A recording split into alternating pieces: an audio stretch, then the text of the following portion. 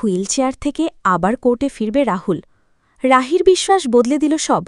হ্যাঁ বন্ধুরা, এমনটাই দেখা যাবে। তাই সম্পূর্ণ জানতে ভিডিওটিতে লাইক দিয়ে চ্যানেলটি সাবস্ক্রাইব করে দেখতে থাকুন গল্পের শেষ।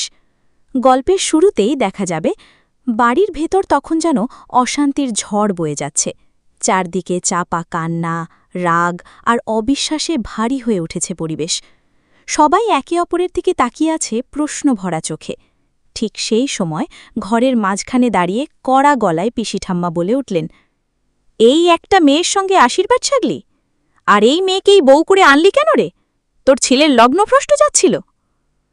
তার কথায় পুরো ঘর নিস্তব্ধ হয়ে গেল। রাহুল এতক্ষণ মাথা নিচু করে দাঁড়িয়েছিল। ধীরে ধীরে মুখ তুলে এসে শান্ত গলায় বলল, না পিসি ঠাকমা, লগ্নভ্রষ্ট হওয়ার কথা তো আমার ছিল, কিন্তু এটা আমি কি শুনছি? এই মেয়ে নাকি অন্য কারো সঙ্গে বিয়ের পিঁড়িতে বসতে যাচ্ছিল।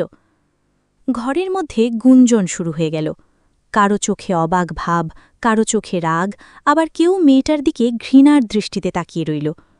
পিসিঠাম্মা কপালে হাত ঠেকিয়ে কাঁপা গলায় বললেন, হায় ভগবান, এই সংসারে শেষ পর্যন্ত এত বড় ছলচাতুরি! গৃহদেবতার সামনে দাঁড়িয়ে মিথ্যে! এসব আমি কোনো দিন সহ্য করব না। তারপর তিনি মেয়েটার দিকে তাকিয়ে গলা নরম করে বললেন, না মা, তোকে আমি কোত্থাও যেতে দেব না, এই বাড়িতেই থাকবি তুই, আমি কথা দিলাম। মেয়েটার চোখ তখন কান্নায় ভরা।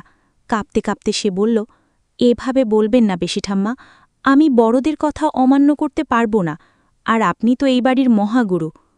রাজু তখন হালকা হেসে বলল, মহাগুরু আবার কি?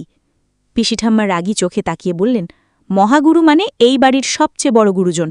সবসময় মজা করতে নেই রাজু। তারপর সবাইকে থামিয়ে তিনি বললেন, অনেক নাটক হয়েছে, এবার সবাই শান্ত হও। তোমরা কেউ এই মেয়েটাকে মানুষ হিসেবে বোঝার চেষ্টা করনি, নইলে এতটুকু একটা মেয়েকে কেউ এভাবে কষ্ট দিতে পারে? হঠাৎ একজন রেগে বলে উঠল, আমি কিন্তু এই মেয়েকে এখানে রাখতে রাজি নই। পিসিঠাম্মা এবার রাগে গর্জে উঠলেন, আমি একবার যখন বলেছি এই মেয়ে এখানে থাকবে, তখন আর কারো কথা শুনতে চাই না। ঘরের ভেতর নেমে এল থমথমে নীরবতা। ঠিক তখনই প্রশ্ন উঠল, যদি মেয়েটা এতই ভালো হয় তাহলে গয়না চুরি করল কেন? প্রশ্নটা শুনে মেয়েটা মাথা নিচু করে ফেলল। তার চোখ দিয়ে টপ টপ করে জল পড়ছে।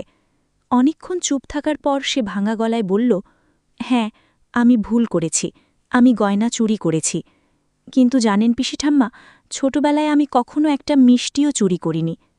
তাহলে কেন এমন করলাম জানেন? কারণ আমি খুব কষ্ট পেয়েছিলাম।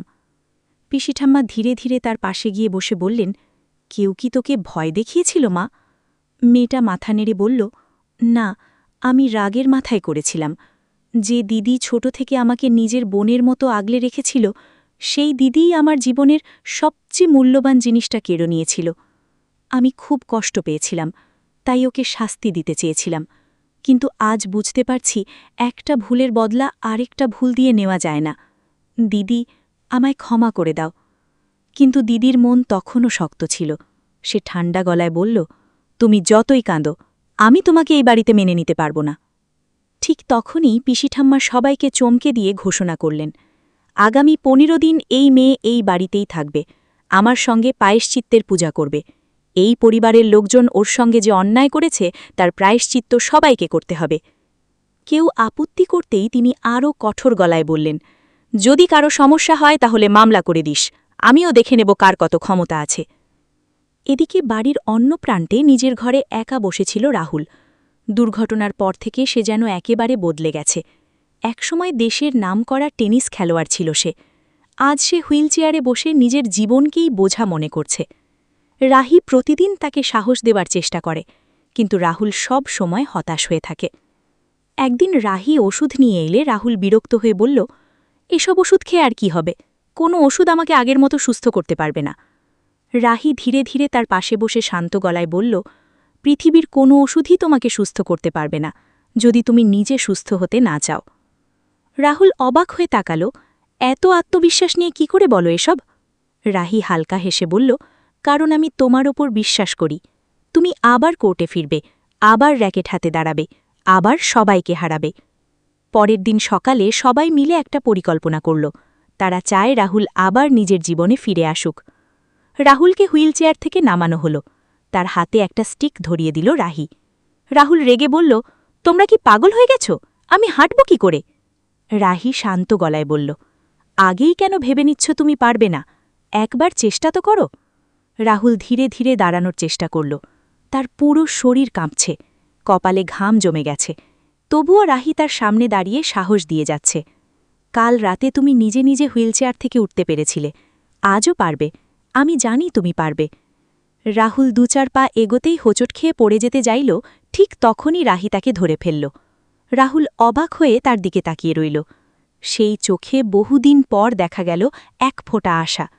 হয়তো সব শেষ হয়ে যায়নি এখনো, হয়তো সে আবার ফিরতে পারবে নিজের স্বপ্নের কোর্টে।